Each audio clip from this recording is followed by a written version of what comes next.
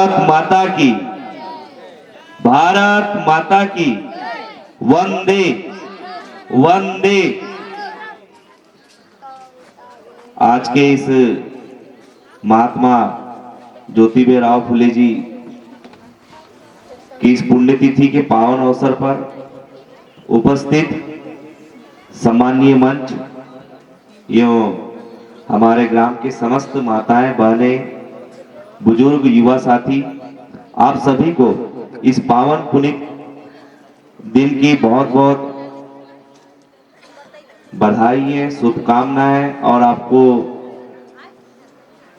उस महान पुरुष के शुभ चरणों में श्रद्धांजलि भी है। 26 तारीख को हमारा संविधान दिवस था और उस संविधान दिवस को हमारे ग्रामवासियों ने एक सामूहिक रूप देने का प्रयास किया और महात्मा ज्योतिराव फुले जी और संविधान दिवस को एक ही दिन मनाने का जो आज इतना अच्छा प्रयास किया है, तो मैं आयोजक हमारी जो समिति है उनको बहुत बहुत धन्यवाद देता हूं, साधुवाद देता हूं और जोरदार तालियों के साथ में चाहूंगा कि उनका स्वागत करें, क्योंकि कार्यक्रम तो हो जाते हैं पर जो हमारी समिति होती है और हमारे समिति के कार्यकर्ता ही होते हैं जो रात दिन एक करके मान सम्मान अपमान सब कुछ झेलने के बाद इतना बड़ा भव्य और दिव्य कार्यक्रम ग्राम के बीच, समाज के बीच लाने का प्रयास करते हैं। तो मैं चाहूंगा जो हमारी आयोजक समिति है उनके सम्मान के लिए जोरदार तालियों से उनका स्वागत करें। आदरणीय संजय भाई साहब ने एक एक बात को बड़ी बारीकी से रखा है और उसके बाद में मुझे नहीं लगता कि यहां कोई वक्ता होगा कि पुनः उस बात को रखने का प्रयास करेगा। जिन बारीकियों से आदरणीय खोबरागढ़े जी ने बात को रखा, निश्चित तौर पे एक एक बात हमें सिर्फ सुनकर भूलनी नहीं है, उसे सुनकर अपने जीवन में और अपनी दिनचर्याओं में धारण करना है। तब जाके उनकी बातों का और उनके बताए हुए मार्ग का यहां पर उनका आना सिद्ध होगा और हम लोगों का सुनना सिद्ध होगा। तो मैं वो तो चले गए, मैंने रोकने का प्रयास किया खोबरागढ़े जी को, आदरणीय सचिव भाई साहब भी यहाँ बैठे हुए हैं, तो मैं चाहूंगा कि एक बार खोबरागढ़े जी के लिए जोरदार तालियां हो जाए। वो तो चले गए पर उनके विचार वाकई में अपने जीवन में धारण करने के हैं और उसे अपने साथ साथ नित्य चलाने के हैं। एक छोटा सा वृतांत बताता हूं आप लोगों को। क्या होता है, वक्ता आता है, अपनी बात बता करके चले जाता है। आज के 1 साल पूर्व ऐसे ही हमने अपने वक्ताओं को, अपने समाज के एक प्रतिनिधित्व मंडल को हमने यहां पर बुलाया। हम लोग गांव के लोग हैं, हम लोग बहुत सीधे साधे लोग होते हैं, हम लोग भोले भाले लोग होते हैं। सुनिए सचिन भाई साहब, हम लोग बालाघाट, भोपाल, दिल्ली तक नहीं जाते। ठीक है, हम लोग प्रतिनिधित्व कर रहे हैं, राजनीति में है तो हमारा जाना हो सकता है, पर मेरे गांव के लोग बहुत कम जाते हैं। कोई अपने पारिवारिक कार्यक्रम में जाएगा या कोई बहुत ज्यादा बहुत जरूरी होगा तब वो वहां पर जाएंगे, अन्यथा नहीं जाते। पर हमारे समाज का प्रतिनिधित्व करने के लिए हम अपने जिले में, अपने प्रदेश में और अपने राष्ट्र में ऐसे कुछ व्यक्ति को चिन्हित करते हैं जो व्यक्ति हमारे समाज का प्रतिनिधित्व करते हैं और वो हमें जिधर उंगली दिखाते हैं हम समाज के लोग उधर चलते हैं। बात सही है गलत है? इसी बीच में जब हमने इसके पहले संविधान दिवस मनाया, हमारे बीच में हमारे एक मित्र आए, उन्होंने हमें जैसे गाइडलाइन किया हमने उसके अनुरूप काम किया और उसी काम के अनुरूप हमने चला। आज उसके परिणाम ये हो गए कि वो भाई साहब हमारा फोन नहीं उठाते। भैया जो हमारी कार है उसको हटा दीजिएगा, कोई और भी कोई कार आई है। तो वो भाई साहब हमारा फोन नहीं उठाते, जबकि वो एक समाज का प्रतिनिधित्व कर रहे हैं। हमने उनके मार्गदर्शन पर, उनके बताए हुए रास्ते पर हमने चला और हमने अपना 1 साल पूर्ण किया। अब वो हमारा फोन नहीं उठाते। इसका यह परिणाम हुआ कि हमारे ही समाज के लोग, हमारे कुछ लोग किसी कारणवश हमें गलत समझना महसूस कर लिया। आज संजय खोब्रागड़े जी यहाँ पर आए, इतनी अच्छी सी बातें किए, बिल्कुल एक एक बात सोचने की है, समझने की है, उस दिशा पर चलने की है। पर आप हमारे अगर सेनापति बने हो तो पहले आपको चलना पड़ेगा, हम आपके पीछे चलेंगे। आप सेनापति तो बन गए, मगर आप चलेंगे नहीं तो हम आपके पीछे कैसे चलेंगे?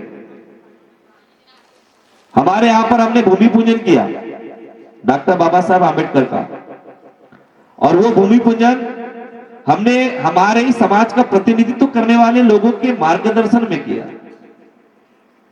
आज वो समाज का मार्गदर्शन करने वाले लोग मेरा फोन नहीं उठाते। मैं नाम नहीं बताऊंगा, मेरे गांव के लोग जानते हैं। दोषी तो मैं हो गया ना, क्योंकि मैं अपने गांव के बीच में 24 घंटा रहता हूं, समाज में उठता हूं, बैठता हूं।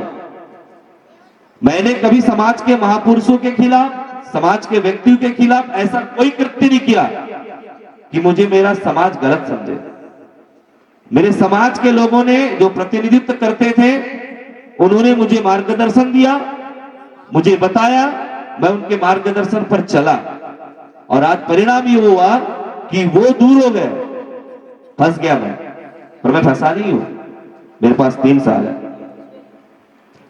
जिस डॉक्टर बाबा साहब आंबेडकर भवन का भूमि पूजन हमने बड़े धूमधाम से इसी संविधान दिवस पर मनाया किया है, उस भवन को पूर्ण हम करेंगे, क्योंकि अब वो मेरे नाक की बात है। वो कहां से करेंगे, कैसे करेंगे, अब वो मेरी जिम्मेदारी है। पर ऐसा भी प्रलोभन या ऐसी भी बातें करके मत चले जाओ कि जिससे हम आपसी में लड़ बैठे और आप लोग अपनी राजनीति सेकते बैठे। इस बात की भी चिंता हमारा प्रतिनिधित्व करने वाले व्यक्ति को सोचना पड़ेगा। इस बीच में ऐसा हुआ कि मेरे ही गांव में, मेरे ही समाज के लोगों ने, मेरा समाज पवार नहीं है, लोधी नहीं है, कुनबी नहीं है, महार नहीं है, चमार नहीं है, मेरा समाज मानवता है, भारतीयता है। मैंने अपने समाज के लिए कभी बुरा नहीं बोला, मैंने अपने समाज के महापुरुषों की कभी अवहेलना नहीं की। मैं एक गिलहरी के भांति मुझसे जो बन पड़ा, मैं आज कर रहा हूं, आगे भी करूंगा। जब प्रतिनिधित्व करने वाले लोग भाषण लेके चले जाते हैं, प्रतिनिधित्व करके चले जाते हैं, और बीच में अगर किसी व्यक्ति को फंसा देते हैं, तो हमारा समाज उस व्यक्ति को गलत समझ लेता है, ना कि उस भाषण देने वाले को गलत समझता है। इस बात की भी हमारे समाज को चिंता करनी चाहिए। आज डॉक्टर बाबा साहब आंबेडकर का भूमि पूजन हमने किया है, आपके कहने पर किया था।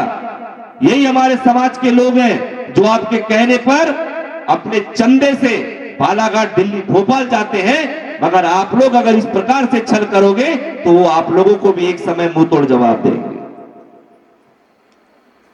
आज आप तो चले गए, आज हम करेंगे उसको, क्योंकि ये मेरी गांव की माटी ने, मेरे गांव के इन्हीं मेरी माताओं ने, मेरी बहनों ने, मेरे बुजुर्गों ने, मेरे युवा साथियों ने आज जिला पंचायत सदस्य का प्रतिनिधित्व करने भेजा है। 3 साल बचे हुए हैं, इन 3 साल में उस जो माटी में जो मैंने कुदाली लगाई है, अपने लोगों से लगाई है, उस काम को पूर्ण करने का जिम्मा ये मनोज टेमरे लेता है, क्योंकि ये मेरे नाक की बात है।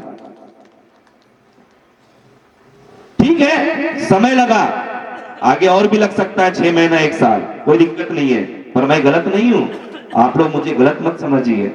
मैंने आपका कभी अवहेलना नहीं की, मैंने अपने राष्ट्र के महापुरुषों की अवहेलना नहीं की, मैंने कभी आपको अपने आप से अलग नहीं समझा। आपने जब जहां जैसे बुलाया, नहीं बुलाया, मैंने सहर्ष स्वीकार किया, पीठ पीछे भी आप लोगों की मैंने बुराई नहीं की, क्योंकि ये मेरे सिद्धांत है, मेरे विचार है। हो सकता है आपके साथ में कोई परिस्थितियां रही होंगी, पर चिंतन करने की आवश्यकता है।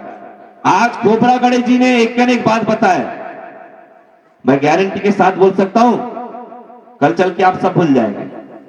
कुछ कुछ बातें आप लोगों को याद रहेगी। अगर आप नहीं भूलोगे तो मैं मानूंगा कि वाकई में आप डॉक्टर बाबा साहेब आंबेडकर की विचारधारा में चलने वाले लोग हैं। और अगर आप भूल जाते हो तो उन्होंने बताए थे ना कि एक वार्ड में पंच भी 3-3 समाज के ही खड़े हो जाते हैं। ये चलते रहेगा, ये सतत प्रक्रिया चलते रहेगी और इसका लाभ जिसको लाभ लेना है वो लेते रहेंगे।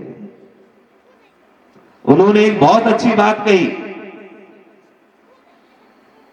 उन्होंने यह बात कही कि डॉक्टर बाबा साहब आंबेडकर ने आदिवासी समाज के लिए इतना अच्छा सोचा कि जल जमीन का अगर कोई रक्षक है तो वह हमारा आदिवासी समाज है। पर उन्होंने उसके बाद में एक बात और कही कि जल जमीन का रक्षक है, उनकी जमीन है, पर वो किसी नाजायज जगह पर कब्जा नहीं कर सकते।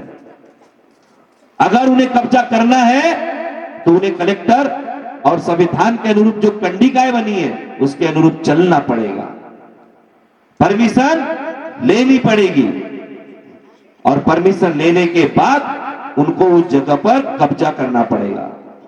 मैं व्यक्तिगत स्वार्थ के लिए समाज को आगे करके अगर उस किसी निजी जगह पर या सार्वजनिक जगह पर अपने निजी स्वार्थ के लिए कब्जा करता हूं और मैं उन अपने अनुयायियों का वहां पर लाभ लेता हूं कि जिन्हें भविष्य में जरूरत पड़ती है उनके मकान के लिए या गांव के विकास के लिए, और अगर मैं निज स्वार्थ के लिए खुद वहां पर कब्जा कर लेता हूं तो ये भी उचित नहीं है। ये भी डॉक्टर बाबा साहब अम्बेडकर ने नहीं सिखाया, यह बात को भी उन्होंने बोला है। ऐसा ही प्रकरण हमारे गांव में हुआ, मैं इसलिए आज बताना चाहूंगा। हमारे कुछ प्रतिनिधित्व मंडल ने एक राजघाट बसाया, इसलिए मैं बता रहा हूं क्योंकि उसका दंश मुझे झेलना पड़ रहा है और आज मैं झेल रहा हूं, कल आप लोग भी झेलेंगे। जब राजघाट बसाया कोई परमिशन नहीं, कोई इजाजत नहीं, किसी प्रकार का पंचायत का, तहसील का, कलेक्ट्रेट का कोई लेटर नहीं, सिर्फ अपने निज स्वार्थ के लिए उस राजघाट को बसा दिया गया। चलिए ठीक है, बसा दिए, हमारी गांव की भोली भाली जनता ने, हमारे गांव के प्रतिनिधित्व मंडल ने उस बात को भी स्वर से स्वीकार किया कि ठीक है, किसी का घर बना है उसका उजाड़ नहीं सकते। उसके बाद उन कुछ व्यक्तियों के लिए, मैं पूरे समाज को नहीं बोलूंगा, कुछ 2-4 व्यक्तियों के फिर षड्यंत्र से राजस्व विभाग की जगह को फिर भूमि अधिग्रहण के तहत अपने अधीनस्थ लिया जाता है। जब ये बात समाज के लोग, गांव के लोग, क्योंकि आप लोगों के आशीर्वाद से हम जिला पंचायत सदस्य का प्रतिनिधित्व करने पहुंचे हैं, आज पहुंचे हैं, इसकी कोई गारंटी नहीं कल पहुंचेंगे। अरे हमारी खुद की गारंटी नहीं भैया, कल जिंदा रहेंगे कि नहीं रहेंगे, पर सच को सच बोलेंगे और गलत को गलत बोलेंगे। जब हमारे पास ये बात आई, हमने उनको बोला कि आपने इस प्रकार से कृत्य क्यों किया। उन्होंने क्या कहा कि बोले मेरे 2 बच्चे हैं। मैंने कहा क्या हमारे गांव में सिर्फ आप ही के 2 बच्चे हैं जो आप 2-2, 3-3 प्लाट यहां पर रख रहे हो? क्या आप ही के 2 बच्चे हैं? कल चल के हमारे गांव का एक व्यक्ति, उसका जब परिवार बड़ा होगा, जब उसके बच्चे और उसके बच्चे बड़े होंगे, तब वो कहां जाएंगे? अगर ये जगह पंचायत के अधीनस्थ रहती है, अगर ये जगह कानूनी तौर पर और सिस्टम से अगर बांटी जाती है, तो भविष्य में हमारे बच्चों को उनका अधिकार मिल पाएगा और वो हमारा ग्राम छोड़कर और बाहर नहीं जाएंगे, उन्हीं को यहां पर जगह दी जाएगी। मैंने गलत बोला, सही बोला? बताइए ना।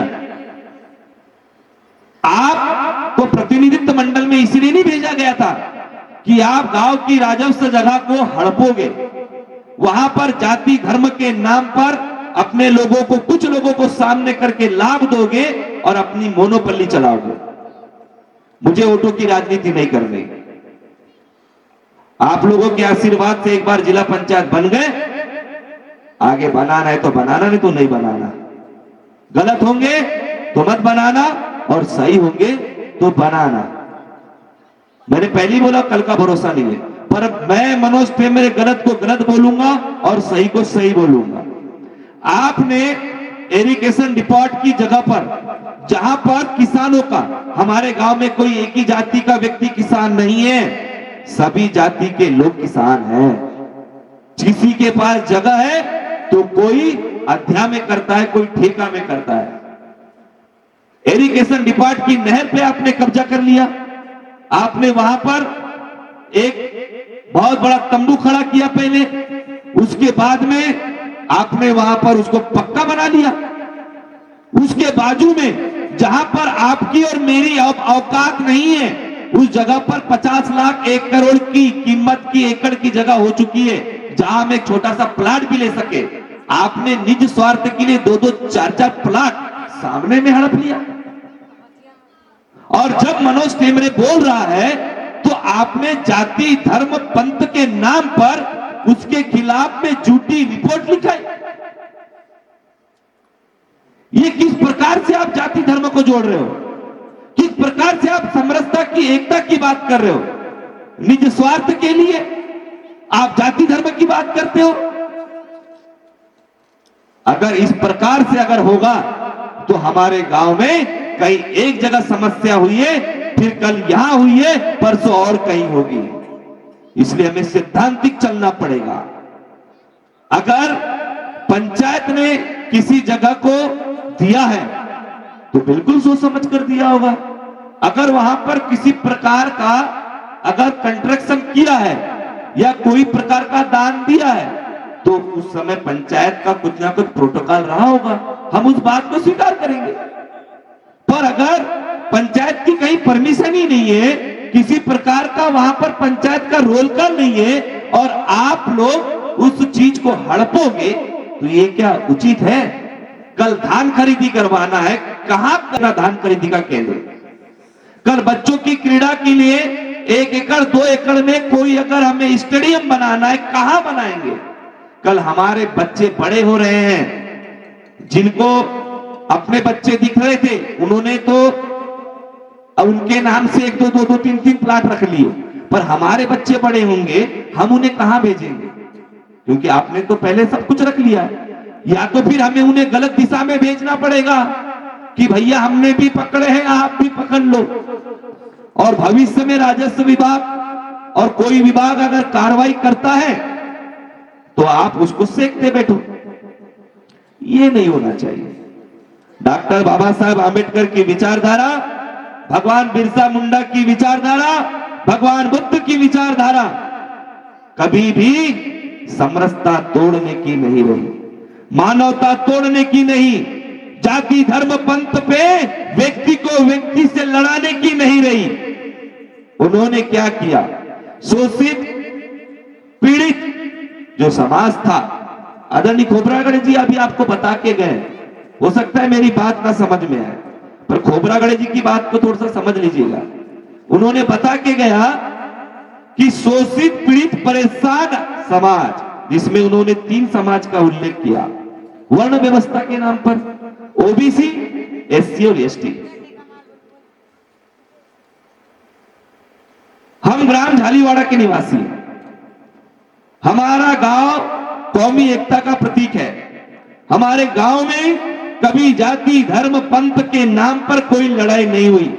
मैं पहले भी बोल चुका हूं, मैंने पढ़ाई यहां पर किया है, मैं 12th तक पढ़ा, मैं हर घर में खाया, हर घर में उठा, हर घर में बैठा, मुझे आज तक नहीं लगा और मेरे गांव के किसी व्यक्ति को नहीं लगता।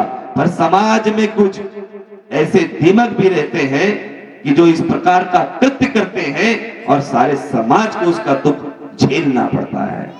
समरसता का भाव वहां टूट जाता है। ऐसे व्यक्ति को हमें पहचानने की आवश्यकता है। अगर डॉक्टर बाबा साहेब आंबेडकर, भगवान बुद्ध और भगवान बिरसा मुंडा को अगर पढ़ोगे तो ही आप समझ पाओगे कि उनके विचार क्या थे। उनके विचार जोड़ने के रहे, उनके विचार भारत में कौमी एकता के रहे, उनके विचार समरसता के रहे, उनके विचार आपसी भाईचारा के रहे। और उसका प्रतीक है हमारा ग्राम। अगर हमारे ग्राम में किसी प्रकार की अगर मनमानसिकता फैलती है तो हमारे गांव का प्रतिनिधित्व करने वाला हर एक को वरिष्ठ नागरिक जो सामाजिक रूप से अपने आप को वरिष्ठ बताता है, उसे एक मंच पर आना पड़ेगा, सही को सही कहना पड़ेगा और गलत को गलत कहना पड़ेगा, तो हमें कानून के सामने भी जाने की आवश्यकता नहीं पड़ेगी। आज हम किस बात के लिए खड़े हुए हैं सभी को पता है। यहां पर संविधान दिवस और भगवान ज्योतिबा फुले इनके विचारों के माध्यम से आज हम लोग यहां एकत्रित हुए हैं। पर यहां तक बात खत्म नहीं होती, इसके पीछे भी बहुत सारी चीजें हैं। उस बात को भी हम आपसी में बैठ करके सभी वरिष्ठों के साथ में एक मंच में आकर के सुलझा सकते हैं। हमें अपने गांव की मुंह दिखाई नहीं करनी है। हर एक छोटी छोटी बात पर न्यायालय, कानून, थाना, कोर्ट, कचहरी पर नहीं जाना है। और अगर वो समाज के सभी वरिष्ठ लोग जो आगे अपना प्रतिनिधित्व करना चाहते हैं, किसी को सरपंच बनना है, किसी को बीडीसी बनना है, किसी को जिला पंचायत बनना है, किसी को पंच, विधायक, सांसद बनना है, उनका कर्तव्य आज बनता है कि कल जब मुझे पद मिलेगा तब मैं सही काम ना करूं, आज मेरे बीच में जो चीजें गलत हो रही है उसे एक मंच में बैठाल करके सुलझाऊं, ये उसका कर्तव्य बनता है। ऐसा नहीं है कि जब मैं बनूंगा तब मैं करूंगा। ऐसी बहुत सारी बातें हैं। मेरा आपसे निवेदन है, ये जो हमारे महापुरुष है ना, ये किसी जाति धर्म पंथ के अकेले के नहीं है, वो हर एक भारतवासी की संपदा है, हर एक भारतवासी का पुरुषार्थ है। अगर उनको जो पढ़ना चाहेगा वो उन्हें संबल देंगे, वो उन्हें ताकत देंगे, वो उन्हें स्वाभिमान देंगे। अगर आप उनकी अवहेलना करेंगे, अगर आप उन्हें नहीं पढ़ेंगे तो निश्चित तौर पे आप अपने आप को ही कमजोर महसूस करेंगे। ज्योतिबा फुले जी, डॉक्टर बाबा साहेब आंबेडकर, भगवान बुद्ध, राजा भोज, रानी दुर्गावती, रानी अवंतीबाई, अनेक ऐसे महापुरुष हैं जिन्होंने हमारे राष्ट्र के लिए, हमारी आजादी के लिए अपने प्राणों को न्यौछावर किए हैं। वो किसी एक जाति धर्म पंथ के नहीं हो सकते, वो हमारे पूरे देश की संपदा है और हर एक जाति धर्म के वो हमारे महापुरुष हैं। इस बात को हमें सहर्ष स्वीकार करना पड़ेगा, क्योंकि जाति धर्म पंथ के नाम पर हमें अपने महापुरुषों को नहीं बांटना है। उन्होंने जो भारत के लिए किया है उन्हें एक सीमित दायरे में खड़ा नहीं करना है। इस बात की भी हमें चिंता करनी है। आप सभी ने आज इस कार्यक्रम को जो इतना भव्य और दिव्य रूप दिया है, आप सभी बहुत बहुत साधुवाद के पात्र हैं। हमारी आयोजक टीम बहुत बहुत धन्यवाद की पात्र है। और मैं चाहता हूं कि हमारे गांव में जितने भी कार्यक्रम हो वो कौमी एकता के साथ हो, समरसता के साथ हो, किसी भी वाद विवाद में ना हो, किसी को छोटा और बड़ा दिखाने में ना हो, क्योंकि हमें जाना उसी घाट पर है। और रह जाएगी तो बातें, और रह जाएगा तो सिर्फ आपका व्यक्तित्व। इसलिए अपना व्यक्तित्व इतना बड़ा बनाइए कि लोग आपके जाने के बाद में ये बोले कि अच्छा आदमी चला गया, अच्छा आदमी चला गया। इन्हीं शब्दों के साथ मैं अपनी वाणी को विराम देता हूं। आप सभी को पुनः महात्मा ज्योतिबा फुले जी महाराज की इस पुण्यतिथि पर सादर नमन है, प्रणाम है। और एक बार जोरदार नारे लगाएं, भारत माता की, भारत माता की, वंदे वंदे, जय जय जय जय जय भीम। भैया बोलिए इस नारे को तो अच्छे से बोलिए, जय जय जय जय जय भीम, जय जय जय जय जय भीम। बहुत बहुत धन्यवाद।